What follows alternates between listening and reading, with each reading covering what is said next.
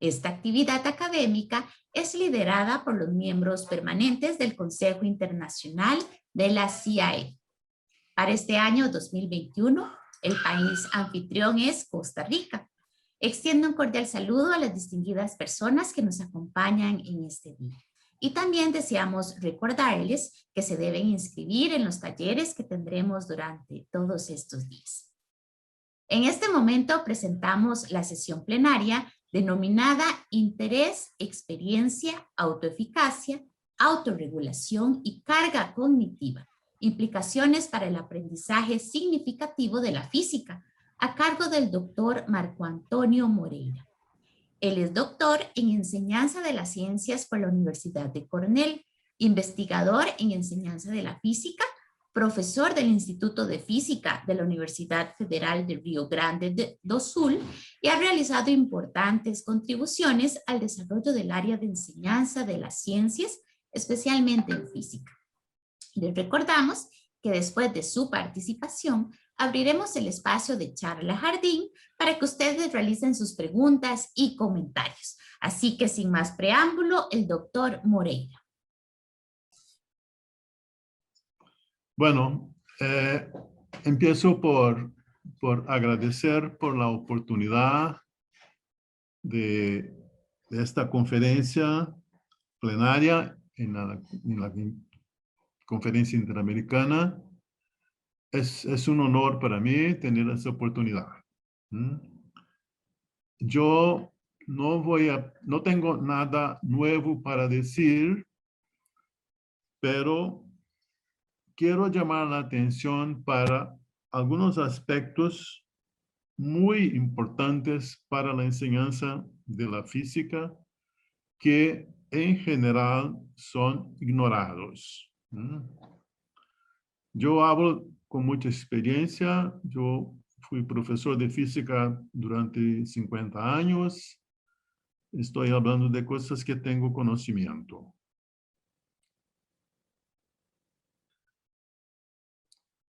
Bueno, perdón. Yo voy a hablar de unos conceptos claves de las teorías de Dewey, de Bandura y de Sweller. Cosas como interés, autoeficacia, carga cognitiva. Para mí esos son puntos importantes, muy relevantes en la enseñanza de la física y que no reciben la atención necesaria, ¿no? El interés es un problema en la física. Sabemos que los alumnos no tienen interés por la física en general. Autoeficacia. Los alumnos se creen que no dan cuenta de la física. Y son cosas en ese estilo. Y tampoco nosotros no damos mucha atención para cosas como la memoria de trabajo, memoria de largo plazo. Hay que hacer cambios ahí porque independientemente de innovaciones tecnológicas, cosas así. Voy a empezar con unas palabras de Dewey, que decía que educación no es una cuestión de narrar y oír, pero sí un proceso activo y constructivo. Eso es un principio generalmente violado en las prácticas educativas. Otras palabras de Dewey. Si todos los envueltos en la educación se den cuenta que la calidad del proceso mental, no la producción de respuestas correctas, es la medida del crecimiento educativo, algo como una revolución acontecería en la educación. Son palabras de Dewey del año 1916, más de 100 años, que es la primera obra de Dewey. Educación para la Democracia es de 16, del siglo pasado. Sin embargo, nosotros seguimos con el tema de la respuesta correcta. con el tema del entrenamiento para las pruebas. Eso internacionalmente ya tiene un nombre que se llama Teaching for Testing, enseñanza para los tests. Y eso sigue vigente. Ya lo criticaba Dewey más de 100 años. Escuelas y profesores tienen que someterse a esa educación.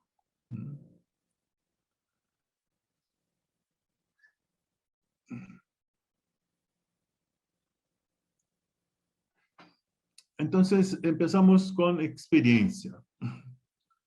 Dewey defendía la importancia de las experiencias como estrategia de enseñanza y criticaba la educación tradicional por no dar atención a las experiencias de aprendizaje de los alumnos. En la enseñanza, los alumnos deberían tener experiencias de calidad que, juntamente con sus experiencias, llevasen al aprendizaje. Sin embargo, hay que tener en cuenta que experiencias para Dewey no son simplemente actividades, no es simplemente mano en la masa o hands-on. No están asociadas primordialmente al conocimiento, sí a las vidas, al modo de vivir, abarcando relaciones entre el sujeto y su mundo. Eso ya nos decía John Dewey hace 100 años. Entonces llegamos al concepto de interés. La suposición de que el aprendizaje ocurre a través de experiencia no significa que cualquier experiencia educativa, que cualquier experiencia sea educativa. Todo depende de la calidad de experiencia. Y esa calidad tiene dos aspectos. Uno, el inmediato, es que la cosa es agradable o desagradable. Y el otro tiene que ver con experiencias posteriores, es decir, deseables experiencias futuras. Si la persona tiene, pensando en experiencias futuras, es porque tiene interés.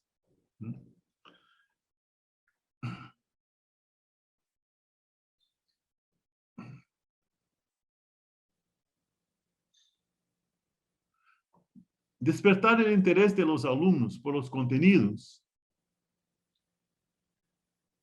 declarativos o procedimentales que están siendo trabajados en las clases, así como por experiencias de calidad, es un gran desafío para la enseñanza.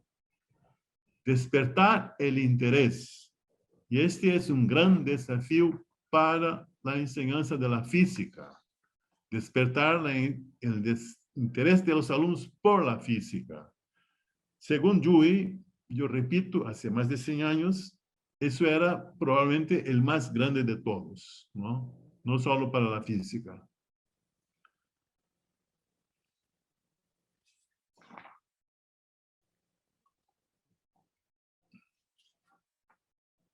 Para Dewey, el tema, la palabra interés, sugiere etimológicamente lo que está entre, aquello que conecta dos cosas que estarían distantes si no existiera. En el aprendizaje, las capacidades del aprendiz constituyen la etapa inicial y los objetivos del profesor representan un límite remoto. Entre los dos está el medio, o sea, condiciones intermedias, acciones a ser efectivadas, dificultades a serem superadas, aplicações a serem hechas, e solamente a través de ellas, en un cierto tiempo, que las actividades iniciales alcanzan una realización. O sea, interés no es simplemente gostar, no es simplemente estar motivado, no, hay mucha cosa entre, ¿verdad? La definición de interés.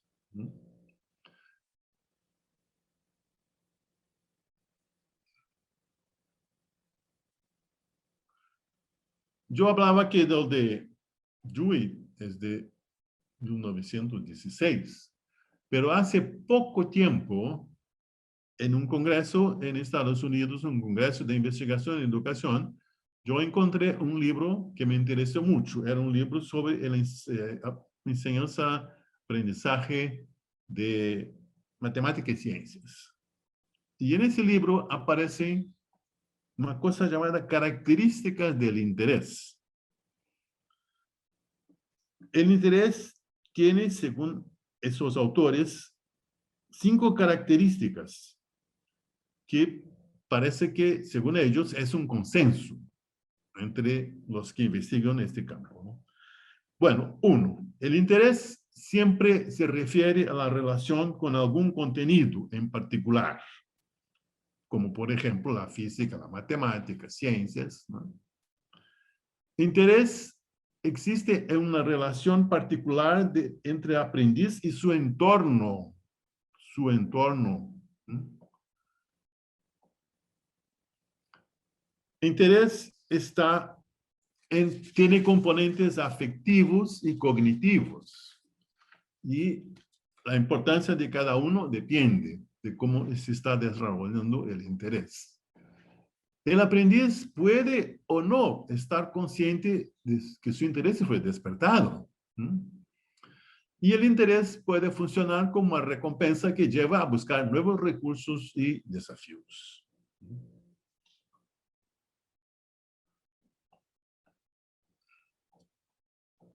Otro punto es fases del desarrollo del interés. Se caracterizan 4 fases. Funcional despertadora, situacional despertadora, situacional mantenida, situacional emergente y interés individual bien desarrollado. En las fases iniciales, interés despertado y mantenido, los alumnos necesitan apoyo para hacer conexiones entre tareas y el mundo real. En las fases posteriores, esas conexiones ya están hechas y los alumnos están listos para trabajar más directamente con desafíos del contenido.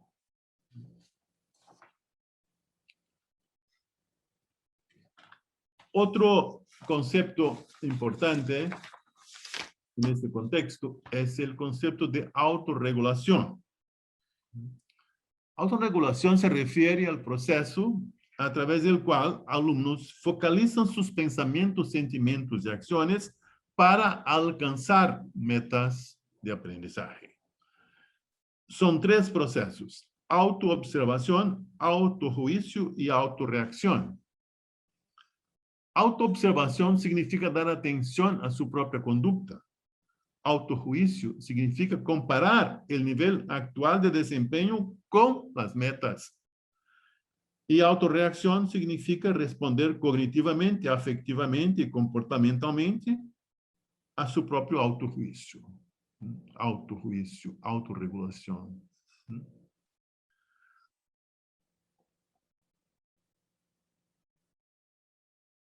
Volviendo al tema del interés, la existencia de interés influencia positivamente la atención de quien aprende, el uso de estrategias y la definición de sus metas.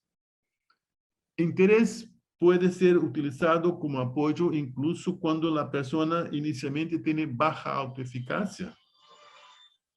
Faltan metas, cuando tiene metas o se siente que no es capaz de se autorregular. Si despertamos el interés puede ayudar en esto.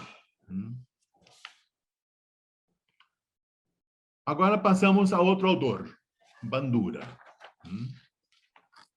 Albert Bandura. En la perspectiva social de Albert Bandura, una gran parte de lo que el ser humano aprende ocurre a través del modelado social, en el cual las personas padronizan sus estilos de pensamiento y comportamiento según ejemplos de otras personas. Esse modelado viene del aprendizaje por observación, se llama también aprendizaje observacional, o por medio del aprendizaje por imitación. ¿Mm? Sin embargo, los modelos construidos son dinámicos, pueden ser modificados e incluso generar nuevos modelos. Se pueden estabilizar y funcionar como esquemas de asimilación, o pueden ser abandonados si no funcionarem para el ser humano observador, modelador.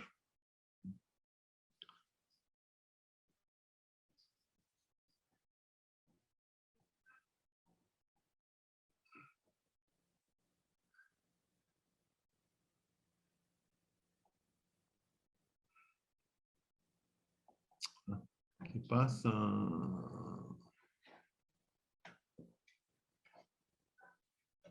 Un otro concepto de Bandura es el concepto de determinismo recíproco. En esa óptica, en la teoría social cognitiva hay un determinismo recíproco entre factores personales, que serían cogniciones, afectos biológicos, influencias conductistas, capacidades y habilidades, y factores ambientales o contextuales. Factores contextuales pueden ser muy importantes en ese determinismo, pero el ser humano no es simplemente un producto de su ambiente, de su contexto social. Ahí viene un concepto de Bandura, agencia humana. La teoría social cognitiva se basa en una visión de la agencia humana, según la cual los individuos son agentes que pueden hacer cosas acontecerem con sus actos y se envuelven de forma positiva en su propio desarrollo. Fundamental en ese sentido de agencia está el hecho de que, entre otros factores personales, los individuos tienen autocreencias, que posibilitan ejercer un cierto grado de control sobre sus pensamientos, sentimientos y acciones. Como agentes, las personas pueden asumir más control de sus vidas a través de mecanismos como autoeficacia y autorregulación. Entonces, la idea es del ser humano como agente, ¿no? La idea es que nuestros alumnos son agentes, ¿no? Y que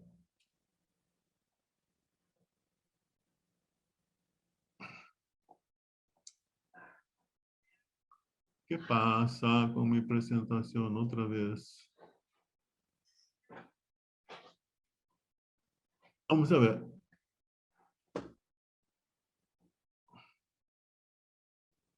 Autoeficácia.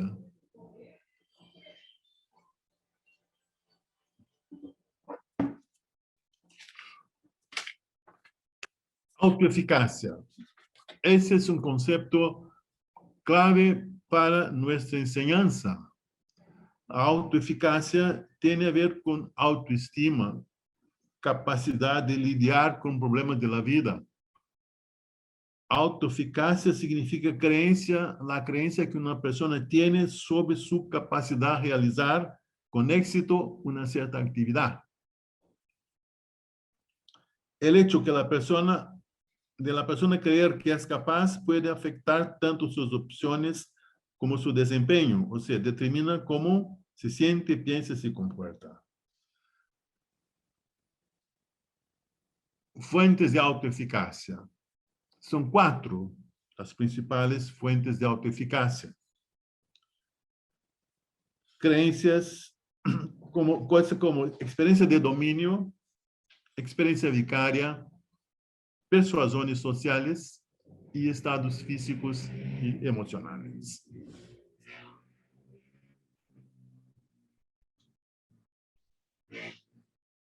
Fuentes de autoeficácia. ¿Qué significa experiencia de dominio? Es la interpretación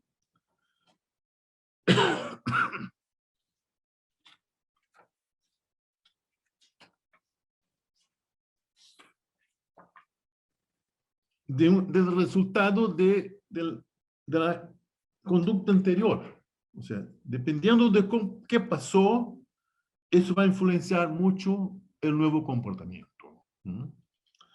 Experiencia vicaria es lo que ocurre cuando las personas forman creencias de autoeficacia observando otras personas que están haciendo cosas.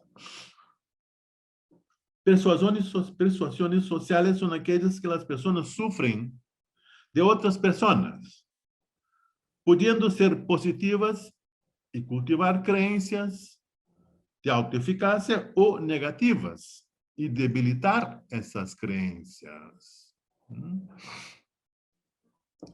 Estados físicos y emocionales, como ansiedad,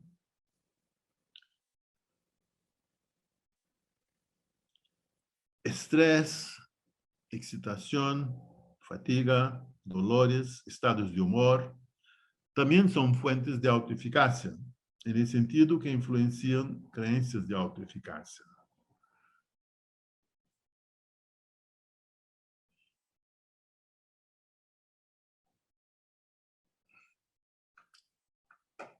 El punto que estoy intentando aquí es hablar un poco de qué es autoeficacia, cuáles son las fuentes de autoeficacia, pero ¿por qué? ¿Por qué estás en eso? Si tan importante hoy es el ordenador y muchas otras cosas, enseñanza remota, no sé qué más. ¿Por qué? Porque en la física los alumnos en general tienen baja autoeficacia. Es decir, muchos alumnos en las clases de física sienten, no soy capaz, no voy a dar cuenta. Así como yo hablé antes del interés, el interés es fundamental. Otro punto fundamental en la enseñanza de la física es el tema de la autoeficacia. ¿Por qué? ¿Qué estamos haciendo? Que estamos generando creencias de autoeficacia en los alumnos. ¿Por qué que los alumnos no quieren saber nada de física? Quieren huir de la física.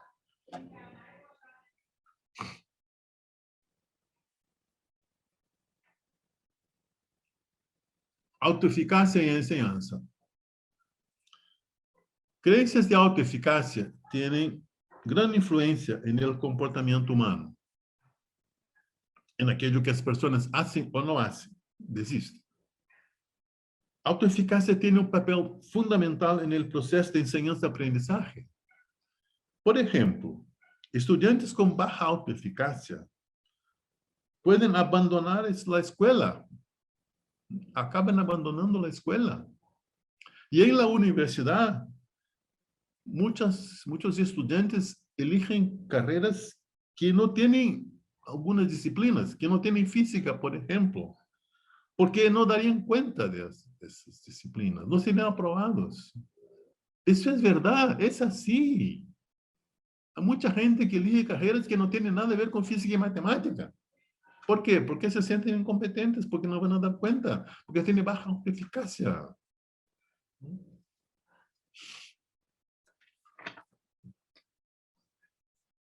Ahora voy a entrar en otro tema, que es la teoría de la carga cognitiva de Schwaber. Esta teoría tiene como conceptos o constructos centrales carga cognitiva, memoria de trabajo y memoria de largo plazo. No son nuevos los conceptos, pero en la perspectiva de la enseñanza y el aprendizaje son muy relevantes. Yo me pregunto, ¿cómo enseñar sin inferir mínimamente lo que está pasando en la memoria de trabajo de quien aprende? ¿Cómo facilitar ese proceso? ¿Cómo llegan o no llegan nuevos conocimientos en la memoria de largo plazo? Empecemos con memoria de trabajo. Memoria de trabajo es la parte del cerebro humano que procesa lo que se está haciendo y pensando. Es donde empieza el aprendizaje de nuevos conocimientos, declarativos o procedimentales. Una vez procesados en la memoria de trabajo, esos conocimientos pueden ser transferidos para la memoria de largo plazo y almacenados ahí, entre comillas, en ella. Sin embargo, esos conocimientos nuevos pueden ser desechados, o sea, no guardados o preservados en la memoria de largo plazo. ¿Por qué? Porque, como sabemos, el aprendizaje significativo siempre depende de una predisposición, una intencionalidad de quien aprende. Nosotros que decidimos si queremos enviar esas cosas para la memoria de largo plazo o no. Es el ser humano que aprende si quiere. Ese es un gran desafío. Pero eso tiene a ver también con cosas como carga cognitiva. Vamos a ver.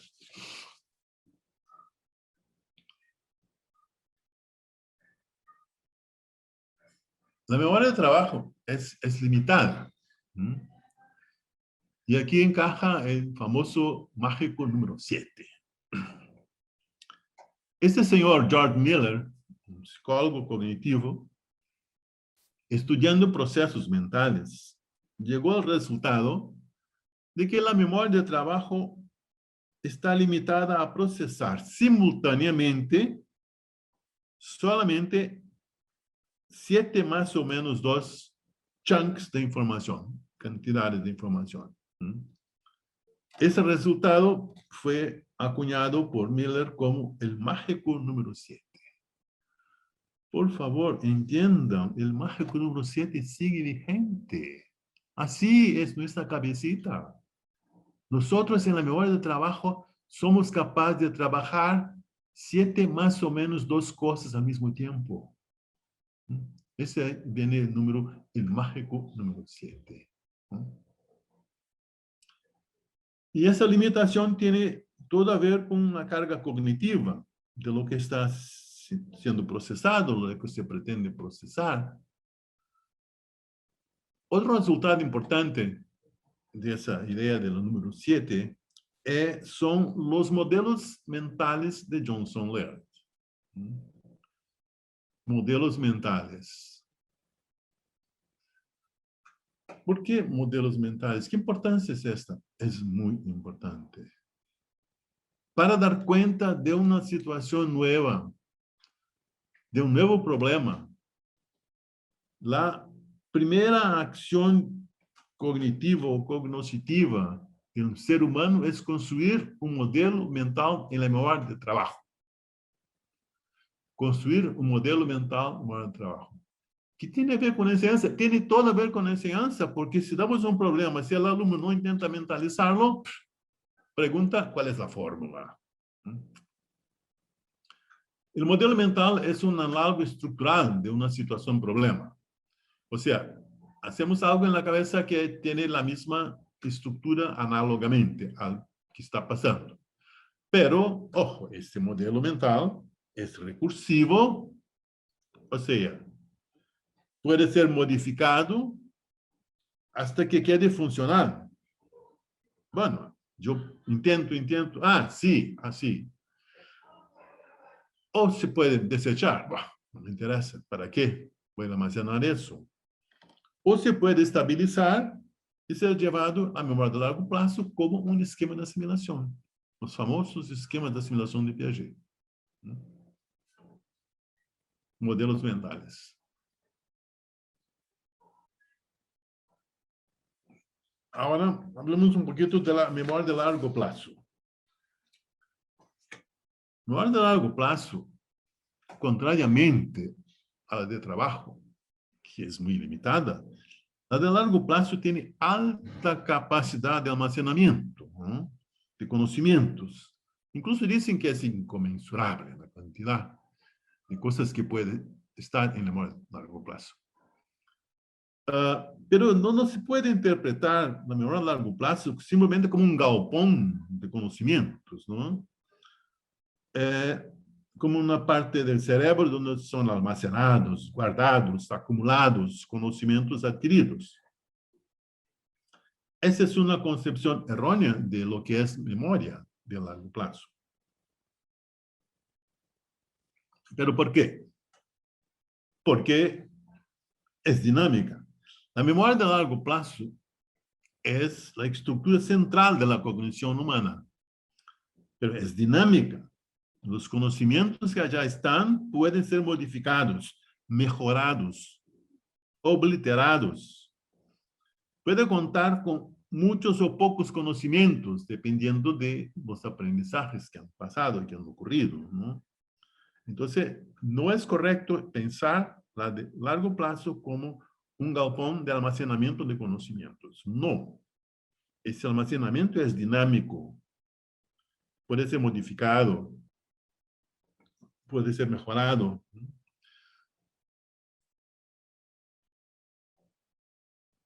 Carga cognitiva. Carga cognitiva se refiere al esfuerzo cognitivo asociado a un aprendizaje de un cierto tópico, a la resolución de una tarea, a la construcción de un modelo mental. Carga cognitiva se refiere al esfuerzo cognitivo asociado al aprendizaje de alguna cosa, a resolución de una tarea, de un problema o a la construcción de un modelo mental. Esta carga puede ser considerada intrínseca o extrínseca, extraña y germane. La carga intrínseca es cuando se refiere al esfuerzo de aprendizaje de un cierto tópico. Extraña cuando se refiere a la manera como la nueva información es presentada a quien aprende. Y germane se refiere a la parte individual de procesamiento de información. Para nosotros, lo que interesa aquí es la carga intrínseca y extrínseca.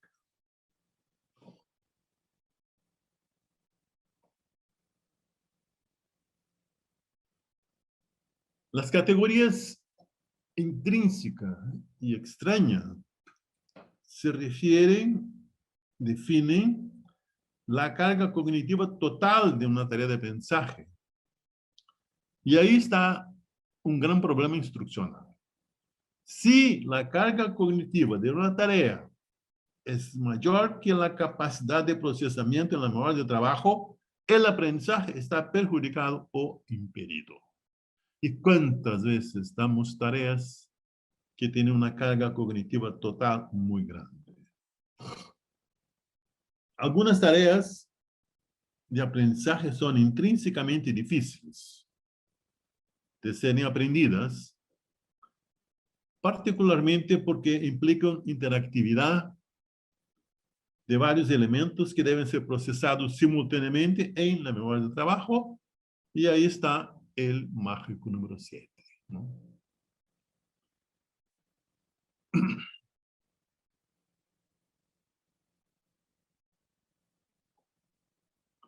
La categoría extrínseca o extraña también depende de la interactividad de elementos en la memoria de trabajo. Pero en ese caso no son implícitos en la tarea de aprendizaje, dado que dependen de qué? Dependen de cómo son propuestas las actividades en que se deben envolver los alumnos.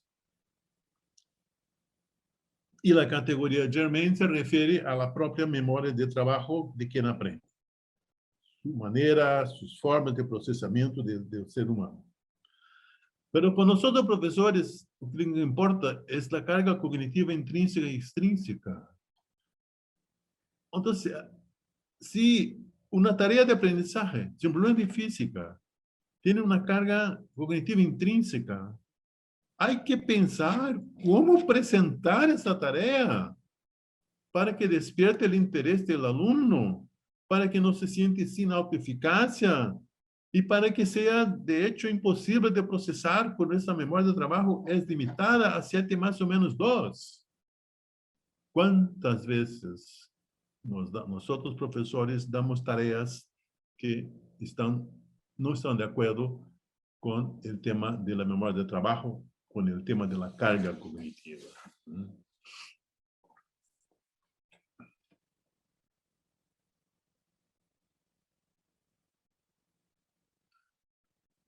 En la enseñanza, entonces, la preparación de materiales instruccionales es indispensable tener en cuenta la carga intrínseca de los contenidos declarativos o procedimentales que serán trabajados y la carga cognitiva extraña. O sea, cómo eso será hecho a fin de reducir esta carga total. La manera, la extraña es la manera, ¿no? Y tenemos que tener esa preocupación con la carga cognitiva intrínseca y extrínseca. Y nosotros tenemos que dar cuenta de la extrínseca mucho más. La intrínseca, no sabemos, ¿vale? Depende un poco de la capacidad de cada alumno, cosas así. Aquí llegamos al tema de los conocimientos previos, ¿no? La memoria de trabajo tiene un papel fundamental en el aprendizaje de nuevos conocimientos. Eso yo decía antes, bueno, parece que todo empieza en la memoria de trabajo. Es común decirse eso, ¿no? Pero ¿cómo? Si la memoria de trabajo es tan limitada, ¿cómo se puede decir que todo empieza en la memoria de trabajo? No. Esa postura es metafórica. Es como se fuera así, ¿no? En la práctica, el aprendizaje de nuevos conocimientos depende mucho de la memoria de largo plazo. ¿Por qué? Porque para aprender, para dar significado, para entender lo que está llegando a la memoria de trabajo, el ser que aprende recurre inevitablemente a conocimientos que están en la memoria de largo plazo. O sea, conocimientos previos. ¿No? Conocimientos previos. Pero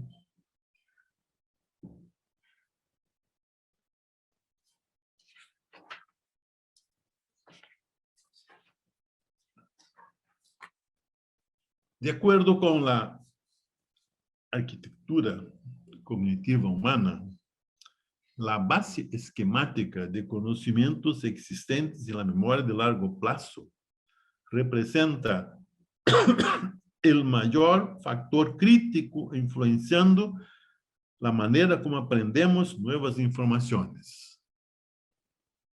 Estructuras de conocimientos previamente aprendidas constituyen el factor que más influencia el aprendizaje de nuevos materiales.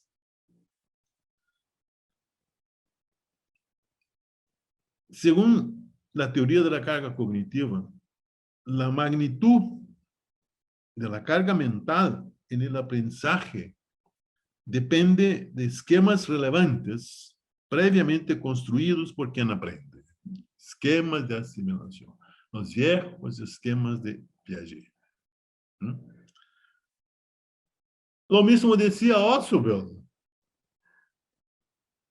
desde el punto de vista de la psicología cognitiva. Si fuera posible aislar una variable como la que más influencia el aprendizaje de nuevos conocimientos, y yo diría que es el conocimiento previo. Dos cosas de Ausubel.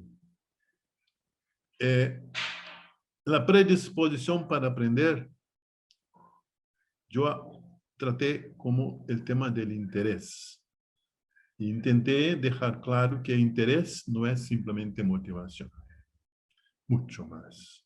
Interés es todo lo que hay entre la etapa inicial y el límite remoto, que son los objetivos. Y otro punto que tiene que ver con interés o con la predisposición para aprender es la autoeficacia. Con baja autoeficacia, el alumno no va a se interesar por cosas nuevas que estamos presentando. Eso sería así, la primera variable importante del aprendizaje significativo serían dos: el aprendizaje, predisposición para aprender y el conocimiento previo. El conocimiento previo tiene todo a ver con la parte de carga cognitiva. ¿Por qué? Cuando nos llega una información, si queremos procesarla, vamos a intentar hacer un modelo de trabajo en la memoria de trabajo, modelo mental en la memoria de trabajo. Pero ¿cómo lo hacemos? Hay que rescatar cosas que están en la memoria de largo plazo. Entonces, con teorías como la teoría de Dewey, como la teoría de Bandura, que está muy de moda, el tema de autoeficacia, como la teoría de la carga cognitiva, nosotros conseguimos interpretar el tema ese del aprendizaje significativo. Es importante, son importantísimos para nuestra enseñanza de la física, porque en general la enseñanza de la física no genera el interés, genera al revés, creencias de baja eficacia. Ahora ustedes me van a preguntar, bueno, pero con todo ese mundo tecnológico que tenemos hoy, con la enseñanza híbrida y no sé qué más, cosas, sí, claro, claro. El mundo es tecnológico, entonces vamos a proponer situaciones que están de acuerdo con este mundo, y decía yo antes, que están en su entorno, ¿no?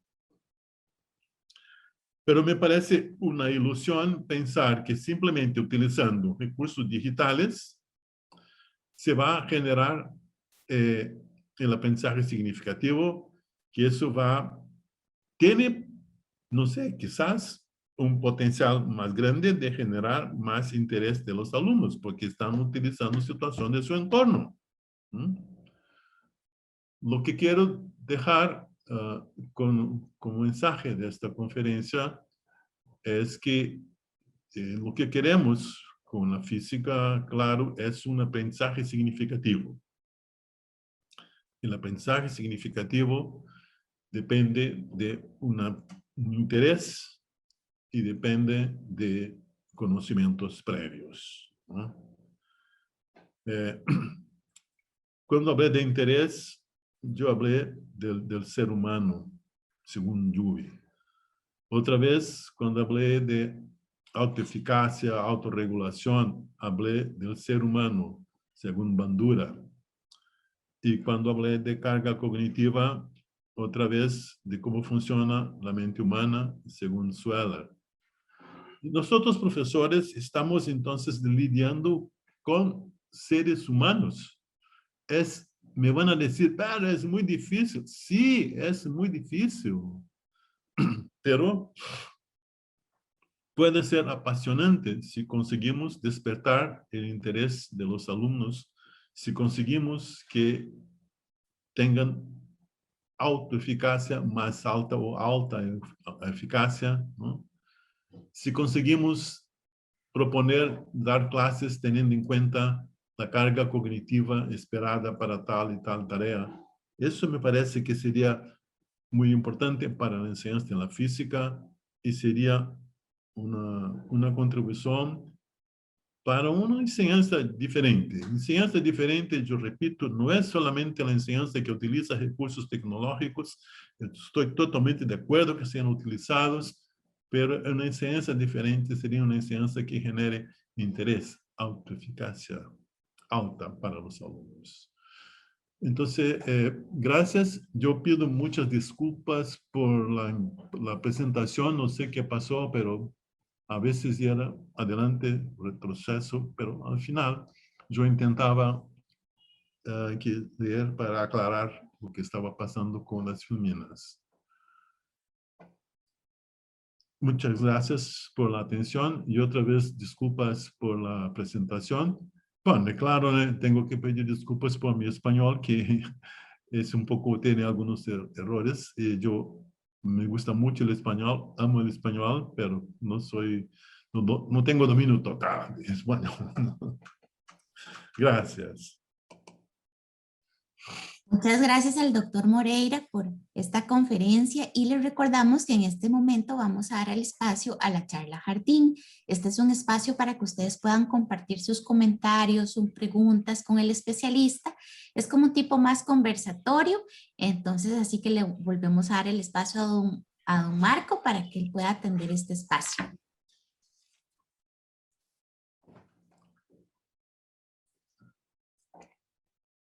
Bueno, yo estoy a disposición de ustedes para que comenten, porque, claro, a veces quizás no están de acuerdo con mi visión tan crítica de la enseñanza de la física o con esa visión que tiene tantas cosas de psicología. Bueno, estamos aquí.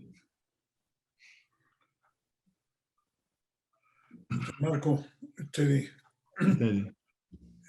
como siempre, muy claro los conceptos que estás dando y lo que estás mostrando, lo que has mostrado, creo, es la importancia que hay que darle a la enseñanza de la física en los primeros años de vida.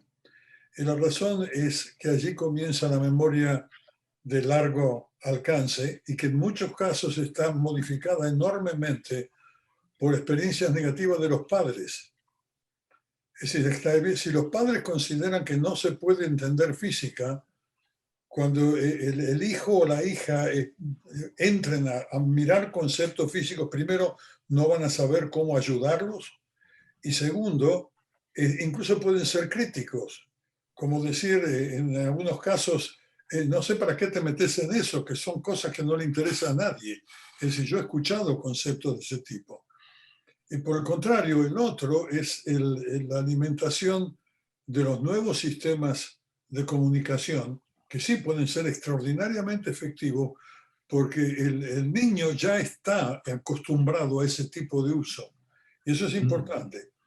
Y lo otro es lo de siempre, y tú lo sabes muy bien, que lo importante para nosotros como profesión es no mostrarle al alumno todo lo que sabemos, sino cuánto podemos transmitirle, cuánto podemos ayudarle a entender. Es decir, nosotros sabemos cuánto sabemos. Y a eso no interesa a nadie. Es decir, el alumno lo que quiere es saber qué es lo que puedo aprender, para qué estoy aquí. Y eso cuanto antes comience, entonces pueden ir tomando en la memoria de corto alcance elementos que ya han entendido, aunque sea de niños, que forman parte de la memoria de largo alcance. Así que me pareció muy, muy buena la presentación, a pesar de los problemas técnicos. No es nuestra generación lo de los problemas técnicos. Si nosotros tuviéramos 10 años, seguramente lo hubiéramos aprendido y arreglado rápidamente. Pero muy bien, Marco, gracias. Gracias, Teddy, por tu comentario. Principalmente este comentario que tiene a ver con los primeros años, ¿no? Es ahí donde se debe empezar con la enseñanza de las ciencias y claro, y también de otros temas, pero la enseñanza de las ciencias, hay mucha gente que defiende que se empiece en los primeros años, ¿no? Un comentario adicional que es importante.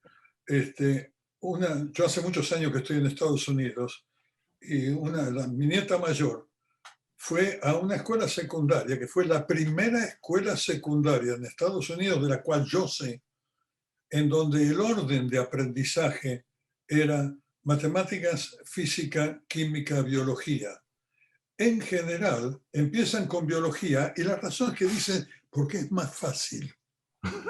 Sí, pero la biología tiene elementos de química para los cuales hay que aprender para entenderlo, y la biología y la química tiene elementos de física, y la física tiene elementos de matemáticas, y estamos subiendo una escalera al revés. Es una cosa muy curiosa.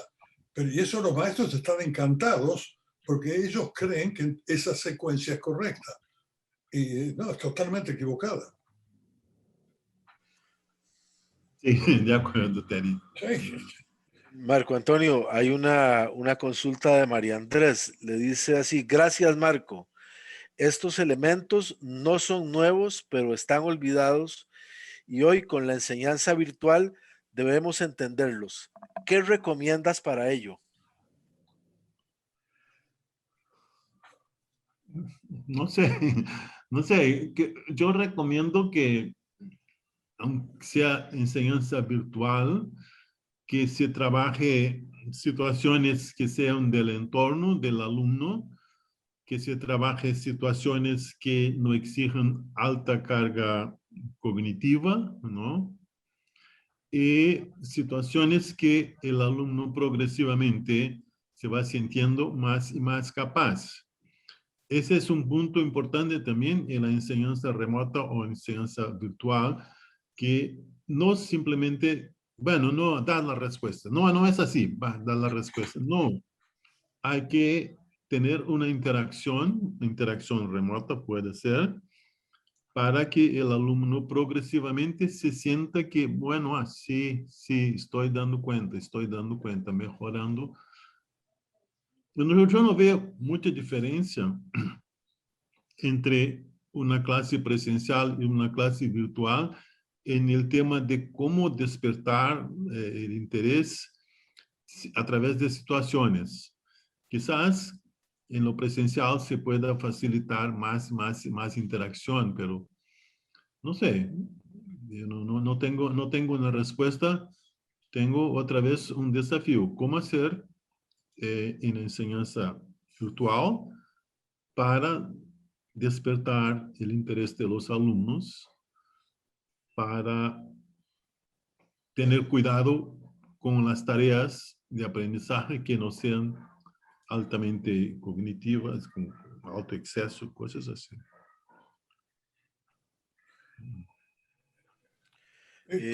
Adelante, Otto, que creo que levantó la mano. Otro comentario, si no hay nadie en este momento que sea. El comentario es: ayer hubo una conferencia muy interesante que fue el uso de laboratorios establecidos, pero accesibles remotamente, que disminuye el costo enormemente, porque eso sí, convengamos que muchas de las cosas pueden ser muy costosas. De esa manera uno puede acceder a un laboratorio real remotamente, es decir, a un costo que es mucho menor para la institución de lo que sería montar un laboratorio completo. Sí, Teddy, eso ya está en ese dossier que salió en la Science de los grandes desafíos para la enseñanza de la ciencia, de la física. Uno es eso, el uso de laboratorios virtuales. Sí. Bien. Adelante, Otto. Oh, sí, mucho gusto, doctor. Muy buenos días. Fíjese que yo he tenido la experiencia de formar a los asistentes de los cursos de física. Y según yo entiendo, para que una persona, digamos, tenga un desarrollo cognitivo apropiado para resolver problemas, a veces se necesita más tiempo de lo que normalmente en los cursos se les proporciona. Los cursos son como inmediatistas, muy respuesta inmediata, y a los muchachos no les da tiempo suficiente para madurar las ideas, para hacer las construcciones. Yo he ejercitado mucho poner un problema para que primero lo observen y, bueno, les digo, no intenten resolverlo, solo vean, lo lean y se mantienen ahí pendientes de él. En una segunda sesión con ellos, vuelvo a plantear el mismo problema. ¿Cómo van? ¿Han visto algo? Y resulta que después de un buen tiempo, problemas que tienen cierta dificultad, algunos estudiantes lo logran resolver. Esto es porque yo pienso que un problema grave de la enseñanza de la física es que un tema en un tiempo cortísimo, temas que han costado mucho tiempo que se desarrollen, y uno quiere que los estudiantes inmediatamente respondan como una cosa conductista, ¿verdad? Estímulo, respuesta, y la mente humana no se comporta así. Entonces, ¿qué recomendaciones tendría usted para que esto se implementara más o cómo es lo que lo observa? Por ejemplo, la teoría de la relatividad. Einstein pasó 5 años pensando en el problema, o más todavía, desde jovencito. Y al fin dio con la solución. Y la educación no va en esos términos. Otto, otra vez, la propuesta que está por ahí es de una enseñanza personalizada utilizando ordenador. Entonces, había que primero aclarar cuál es el perfil de cada estudiante y después proponer las situaciones de maneras distintas para respetar los perfiles educacionales son distintos. O sea, a veces algún alumno que se llama de tonto, de burro, no es así. Es que procesa de otra manera. Entonces, una cosa que tendríamos que hacer es buscar, intentar identificar distintas maneras de procesar las informaciones y después presentar distintos caminos utilizando el ordenador. O sea, dar una tarea, un problema, pero con posibilidades distintas de percorrer un camino para llegar a este resultado. Eso sería fantástico. Y eso sería cómo utilizar el ordenador en favor de una enseñanza de la física o de otras materias, ¿no? Buscar una enseñanza personalizada, una enseñanza que intentase dar cuenta de distintos modos de aprender de los alumnos y utilizando la enseñanza virtual, el ordenador, proponer 2, 3 maneras, 4 maneras de resolver, de seguir para una resolución. Gracias, doctor. Muy amable. Marco. Sí, oi, Marco. Hola, Marco. ¿Qué tal? Bien. Hay un boom de poner contenidos y contenidos y contenidos en la web. Los estudiantes consiguen contenidos en YouTube, en Instagram, en miles de partes. Pero esos contenidos no están dirigidos intencionalmente a un chico con una problemática, con unos niveles de conocimiento. Yo creo que la enseñanza virtual tiene un gran reto que es no perder el contacto social con esos estudiantes. Eso es fundamental, me parece a mí, para que todos esos conceptos que tú dices pueda tomarlos en cuenta y sugerir qué contenido puede ser bueno para uno o qué contenido puede ser bueno para otro. Eso es un gran trabajo que hay que hacer. Sí, es un gran desafío, como todos. Los contenidos no son los mismos para todos. O dentro de la física, los contenidos no son igualmente importantes. O sea, hacer una selección de contenidos y intentar aumentar la interacción con los alumnos, ¿no? Yo no tengo experiencia con enseñanza remota. Yo no sé si ahí hay posibilidades de más interacción o menos interacción, pero la interacción social es muy importante, ¿no? La educación tiene que ser dialógica, no monológica. El profesor no debe estar dando respuesta. No, el profesor debe estar ayudando al alumno a llegar a respuestas a los problemas, a resolver problemas. No sé si contesto, pero yo soy defensor de una educación dialógica. La interacción social, yo soy bastante de la línea freudiana que defiende la interacción social, la dialogicidad entre profesor y alumno y entre los alumnos. Entonces, ¿quién está en este campo del modo virtual debe pensar que incluso virtualmente la interacción social es fundamental en el proceso educativo o de aprendizaje. Gracias, Marco. Comparto plenamente contigo. Ese es el gran reto. Cómo hacer la interacción social a través de una ventana de un computador. Sí. Gracias, Maite. Sonia quiere hacerte una pregunta, Marco. Adelante, Sonia. Gracias, Fernando. Hola, buen día, Marcos. Como siempre, Hola, muy Sonia, ¿qué tal? tus presentaciones. Sobre el tema de la virtualidad y las clases a distancia, yo tengo mucha experiencia en educación a distancia desde hace más de 12 años. Y hay un prurito sobre la educación virtual o a distancia que vos mencionaste allí, como que no hay interacción. Yo creo que pensemos en dos situaciones. Un curso presencial con 100 alumnos, que es frecuente, o 60 alumnos en una universidad, donde el profesor dicta sus clases y no tiene la más pálida idea de qué es lo que le está pasando en la cabeza a sus estudiantes. Ahí no hay ningún diálogo, no hay absolutamente ninguna interacción. El profesor desconoce absolutamente quiénes son sus alumnos, salvo a lo mejor los 4 o 5 que se sientan adelante y que responden o preguntan eventualmente sobre alguna cuestión.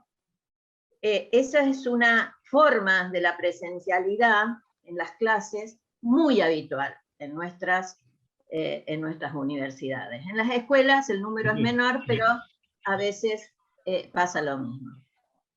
En la virtualidad puede ocurrir exactamente lo mismo. Los cursos, por ejemplo, los MOOC, por ejemplo, puede ocurrir que haya esa falta de comunicación. Pero también hay formatos de educación virtual, educación a distancia, incluso carreras, donde la tutoría docente es sumamente importante y hay una interacción tutor-alumno personalizada. Cada tutor, por ejemplo, atiende a 15 estudiantes. Y entonces hay una interacción permanente. Cada actividad que se plantea, por supuesto en términos de lo que decía Maite, pensada estratégicamente para que se aprendan determinados conceptos, relaciones, etcétera, para que se logren ciertos objetivos didácticos. Y si esa interacción es adecuada a esos objetivos, bueno, se pueden lograr aprendizajes significativos. O sea, me parece que plantear la dicotomía presencialidad, distancia o virtualidad, presencialidad, virtualidad, en términos de interacción, nos estamos alejando del foco. Creo que lo importante, como vos lo planteás siempre, es pensar las estrategias de enseñanza en función de los objetivos de aprendizaje que se quieren lograr y que esas cuestiones sean coherentes. Porque si yo quiero que aprenda determinadas cosas y planteo una estrategia que nos va a servir, no vamos a tener resultados. Quería plantear eso, es decir, que hay una falsa dicotomía que asocia a la virtualidad la falta de comunicación. Gracias, Maite, Sonia, gracias y estoy de acuerdo. Y este tema de que son muchos alumnos, ¿no? Y cómo va a haber interacción. Yo siempre me gusta traer el ejemplo de Eric Mazur. Mazur daba clases para 400, 500 alumnos y después de un poco de presentación paraba y daba una pregunta en la pantalla para que los alumnos discutieran entre ellos y después de 5 minutos daban la respuesta. O sea, era una manera que él utilizaba para tener un feedback mínimo de un conjunto de 400, 500 alumnos. Entonces, ese es un ejemplo, no sé si es bueno, pero yo digo que no tiene sentido decir, bueno, son muchos alumnos, entonces no puedo. Bueno, no sé. Yo estoy de acuerdo contigo, Sonia. Sí, sí. Hay que buscar maneras. Pero hay que creer en eso también, ¿no? Que la interacción. Yo no soy simplemente un expositor. No. Seguro. Soy profesor. Hay un aspecto exterior que no controlamos nosotros, que es lamentable, y esto sí es una entrada política en lo que está ocurriendo, y esto ocurre en todo el mundo. La razón por la cual no tenemos más instructores con menos alumnos es porque no quieren pagar lo suficiente para la enseñanza. Es decir, hay muchísimo dinero para gastos militares, muchísimo menos para los gastos de enseñanza. Y eso es un fenómeno mundial. Sí, Sí. yo de acuerdo contigo, Teddy, pero Comparto lo de Teddy. si me permiten este coloquio, pero está bien, eso no depende directamente de nosotros, depende indirectamente por todos los procesos que podemos elegir nuestras autoridades, pero directamente el trabajo del docente, el profesor en el aula, requiere justamente pensar en estas formas de afrontar estos contextos difíciles. Yo creo que siempre hay formas, así sea un curso numeroso, así sea a distancia, así sea virtual. Lo que no podemos hacer, yo creo, es lo que se está haciendo, de considerar que las clases virtuales son una reproducción de una clase magistral en el aula presencial. Eso sale de toda lógica. Pensar la virtualidad como una reproducción mala de la clase presencial, ahí estamos pifiándole. Sí, de acuerdo. Ok, le doy la palabra a Héctor Riveros y luego seguiría Andrea Cabot. Adelante, Héctor. Ok, muy buena conferencia, concuerdo prácticamente con todo lo que dijiste, pero sí quisiera mencionar que Sócrates desde hace muchos años nos enseñó que preguntando adecuadamente se puede enseñar más. Y entonces yo cuando doy clase siempre me pregunto, bueno, este tema, este concepto, ¿de qué me sirve? ¿Qué razonamiento le voy a enseñar? Y dependiendo de la edad, hago las preguntas adecuadas para que tenga el niño la opción de poderme contestar. Creo que las clases presenciales o a distancia, en teoría, no le veo mayor diferencia. Le veo diferencia en enseñar laboratorio, en donde tengo que enseñar el manejo de ciertos instrumentos. Pero fuera por eso, realmente lo que me interesa enseñar en laboratorio es interpretar datos, que pueden ver un experimento filmado y de ahí saquen los datos o alguna variante que permita hacer experimentos en casa con imancitos, con brujolitas o con cositas así sencillas que suele estar en casa. Pero realmente hacer insistencia en los contenidos generalmente se toma como si fuera un programa de estudio de la materia. Eso era cuando yo era joven. Y sigue siendo, pero eso es falso. Realmente el contenido es un pretexto para enseñar cierto tipo de razonamientos. Y nunca les decimos al profesor qué razonamiento esperamos. Porque los que hacen los programas no necesariamente son los mejores pedagogos. Y entonces el problema es que a cada instancia realmente lo que sintetiza la enseñanza es que queremos que el niño vaya aprendiendo a razonar. Y los razonamientos van a ser más complicados conforme el niño tiene más experiencia. Pero entonces mi principal problema es motivar al profesor y motivar al estudiante. ¿Qué le puedo dar como show, como experimento, como demostración, para hacerle ver que tal o cual tema tiene cierto interés? Hace poco me encontré un video de un albañil que quería bajar 250 kilos de escombro de un sexto piso. Y el señor se amarró una cuerda a una polea, jaló el cambo que iba a poner a la altura del sexto piso, lo amarró a un tubo en el soporte y cargó el recipiente con los 250 kilos. Y para bajarlo, lo quiso agarrar con la mano y claro, salió disparado para arriba. Por falta del conocimiento mínimo de física, de que el señor hubiera dado 4 o 5 vueltas al tubo en el cual amarró la cuerda, pudo haber bajado los 250 kilos aprovechando la fuerza de fricción entre el tubo y la cuerda.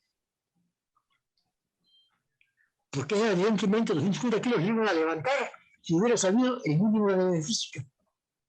Y creo que es una buena motivación para enseñar cómo cambia la fricción alrededor de un tubo, porque es un conocimiento muy útil. Se puede usar tanto para sí como para bajar en los barcos, lo usan con el wincho. Pero entonces la mejor motivación que puedo encontrar es que el muchacho sienta que lo que está aprendiendo le va a servir. Muchas gracias por tu plática. Gracias, Héctor. Héctor, tú confirmas lo que he puesto que John Dewey ya hablaba de eso hace más de 100 años, las experiencias, pero son experiencias de vida también, no es simplemente experiencias de laboratorio que una receta de llegar a una recta, no, son experiencias de vida. Nosotros aprendemos con experiencias. Entonces, lo que comentas es eso, ¿no?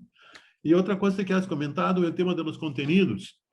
O sea, desafortunadamente, lo que cobran los profesores es si ha cumplido el listado de contenidos, simplemente. Se ha dado todos los contenidos. Eso es un absurdo. Lo importante es que los elementos aprenden con eso. Gracias. Gracias, Bueno, Héctor.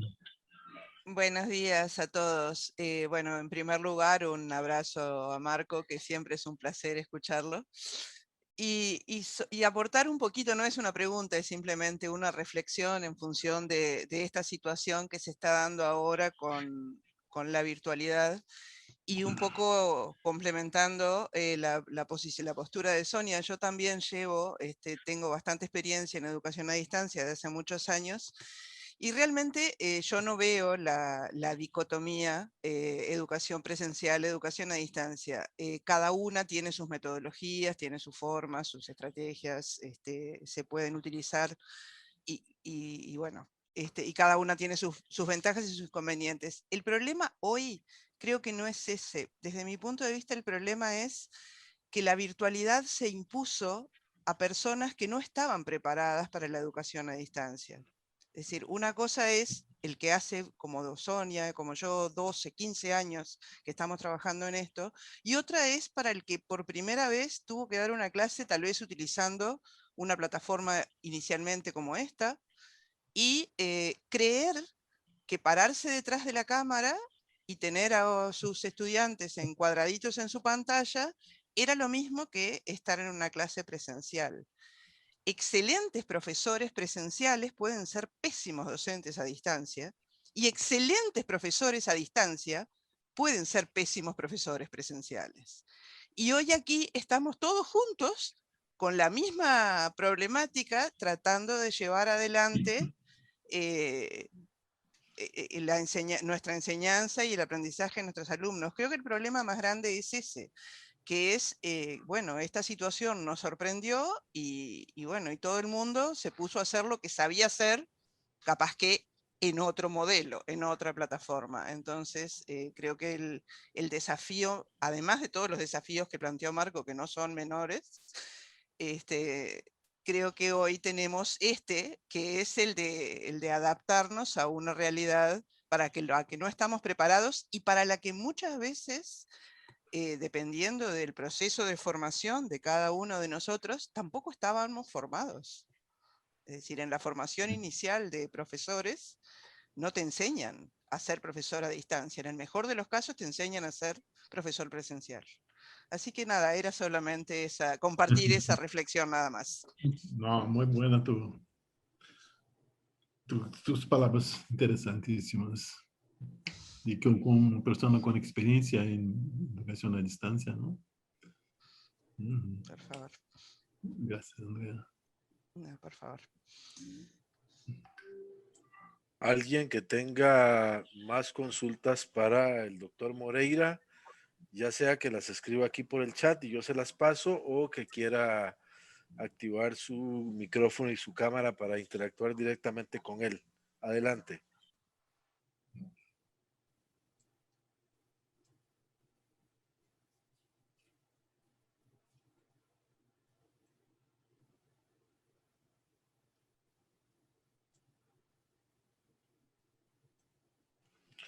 No, no sé si quiere hacer como un cierre, si alguien le va a preguntar algo, no sé, o quiere hacer como un cierre, mientras todavía nos quedan unos 8 minutos para cualquier cierre, cualquier otra pregunta.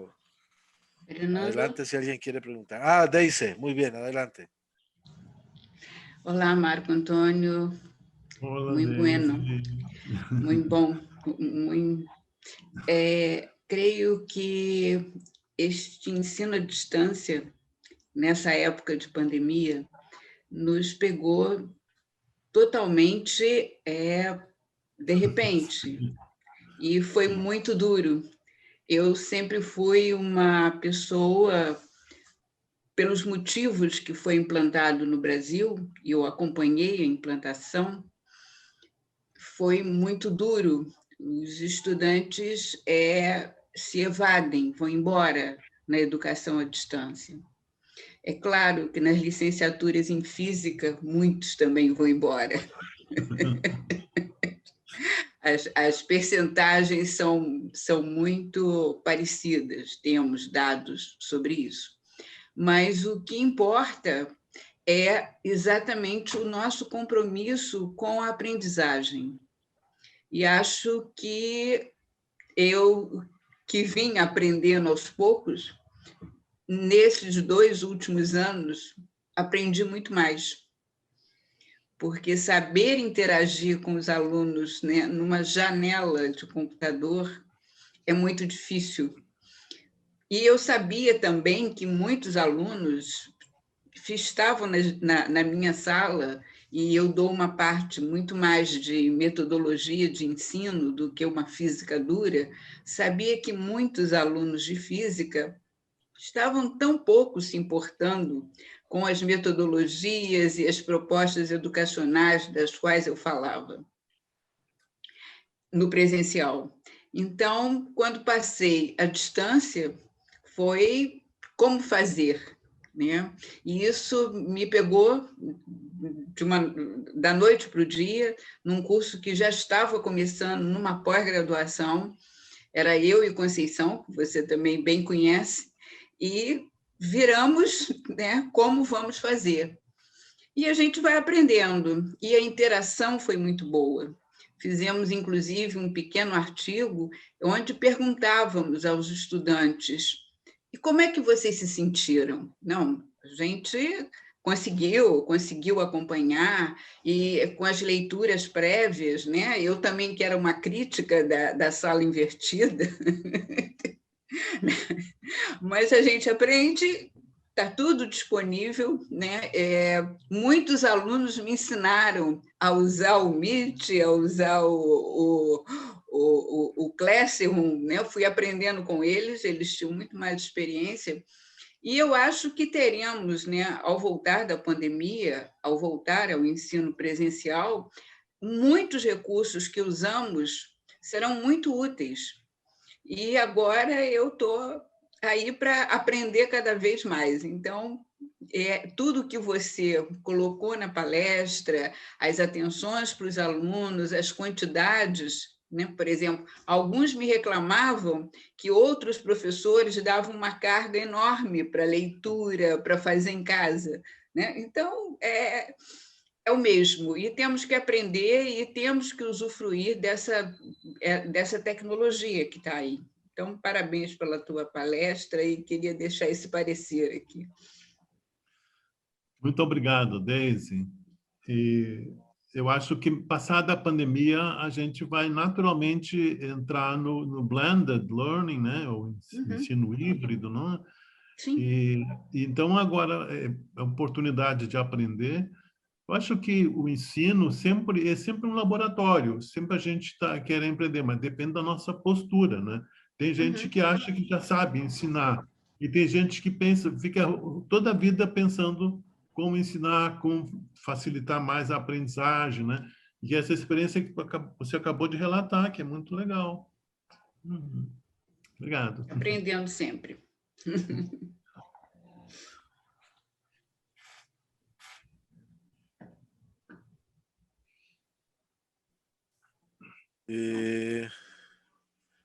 Fernando, ¿me permite? Sí, sí, claro, adelante. Yo creo que todas las crisis y todas las situaciones difíciles son oportunidades de aprendizaje, y esta es una oportunidad, por lo menos, bueno, dentro de todo lo terrible, tomemos aquello que podamos usar para aprender, es decir, para aprender como docentes, para aprender como personas, para tratar de que más personas puedan estar mejor, en este caso en lo que nos concierne a la educación. Y entonces me parece una oportunidad para repensar un montón de prácticas y formas que en las instituciones a veces más conservadoras permanecen sin modificarse, sin innovar, y bueno, teniendo en cuenta los objetivos principales de la educación, la formación y el aprendizaje, veamos y creamos nuevas formas que ya están tecnológicamente disponibles, pero tenemos que pensar como docentes, como profesores, qué es lo que queremos que nuestros estudiantes aprendan, lo que se planteó acá. Pero bueno, tenemos esta oportunidad. Ojalá nuestras instituciones respondan a estas necesidades que se han detectado. Ojalá que respondan. Solamente eso. Y muchas gracias, Marco, porque siempre escucharte es muy lindo. Gracias, Sonia. El tema de la presión que sufren los educadores también es muy fuerte. Hay una presión para, por ejemplo, tener buenos resultados en el PISA y cosas así. Eso distorsiona a la educación. Es una cosa de mercado, como habló antes Terry, que tiene muchos dineros, mucha plata por trás, ¿no? Es duro enfrentar los desafíos de ser profesor, de enseñar, y la presión política social que hay en la educación. Sí, a veces el criterio de seguir como las viejas épocas. Yo hace más de 20 años, 30 años probablemente, he comenzado todas mis clases con una frase muy sencilla, y es decirle a los estudiantes: no hay preguntas estúpidas. A veces lo que van a lograr son contestaciones estúpidas. Y lleva un poco de tiempo, pero es notable cómo empiezan a atreverse a preguntar. Al hacer eso, a mí me aclara como profesor dudas que ellos y otros tienen. Sí, sí. Lo que decía Sonia antes, de los chicos que se sientan adelante, son los únicos que levantan la mano para tratar de hacer una pregunta. Es decir, lo que tratamos de hacer es ver a dónde llegamos y cómo llegar. Tenemos que darle al estudiante la oportunidad de que nos diga: yo estoy interesado en esto, pero no entiendo bien qué es lo que pasa. Es un paso muy, muy grande, y no es un paso tan difícil, pero en la preparación del profesor, del maestro, en general no está eso. No. Tenemos una última pregunta. Le doy la palabra a André. Adelante, André. Graças. Uma boa tarde a todos e a todas. Eu peço licença e desculpa por falar em português. Queria parabenizar, então, o professor, né, Marcos Antônio Moreira. É sempre um prazer ouvir. E trazer com relação a, pensando, né, nos dias atuais, nesses tempos pandêmicos, né, acho que certamente, né, a tecnologia ela é um instrumento, né, uma ferramenta que contribui para a gente repensar o ensino de física, né, repensar a formação docente. Agora, eu não sou tão otimista, né, com relação ao pós esse período, né, há várias pessoas que entendem que os professores não serão mais os mesmos, né, retornarão para a sala com um outro olhar, né, para as tecnologias.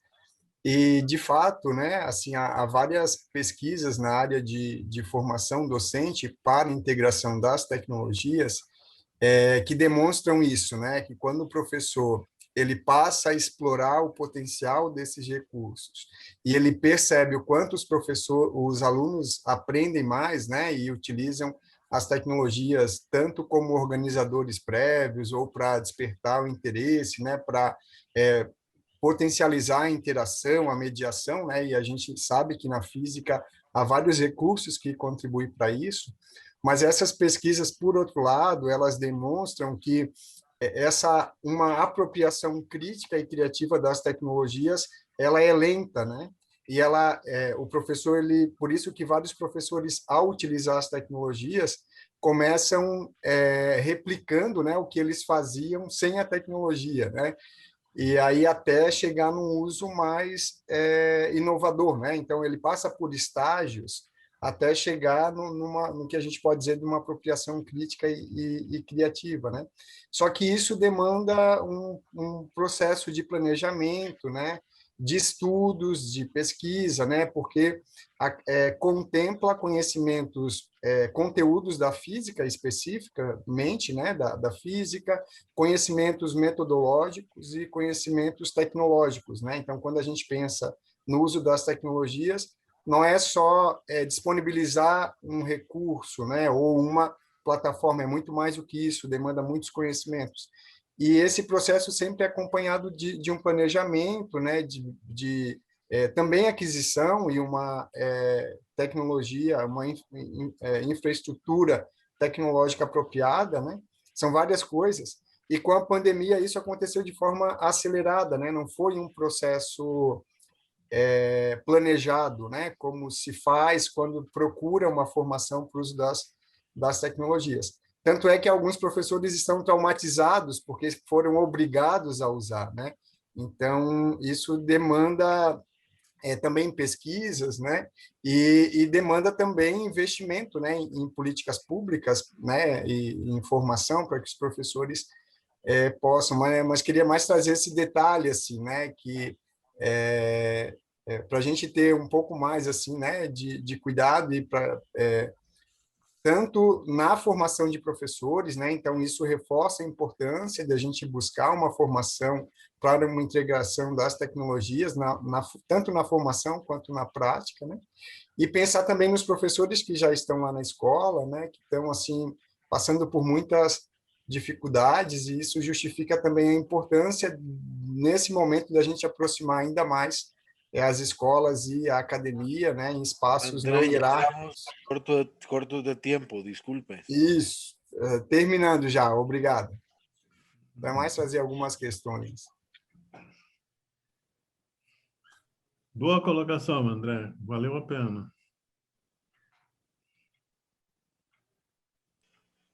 Bueno, a todos los participantes que se han conectado el día de hoy, muchas gracias. Muchas gracias al doctor Marco Antonio Moreira por su extraordinaria participación en esta 14ª conferencia.